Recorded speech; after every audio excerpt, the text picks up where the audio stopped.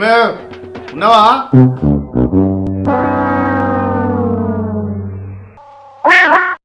ఇంట్లో ఇంత అందమైన పెళ్ళాన్ని పెట్టుకొని బయట ఎవరితో బండి మీద ఎక్కించుకొని కురుకుతావా?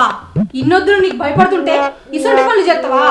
నిన్ను ఇట్లా కాదు, నీకు చీపి దెబ్బలు పడాల్సిందే.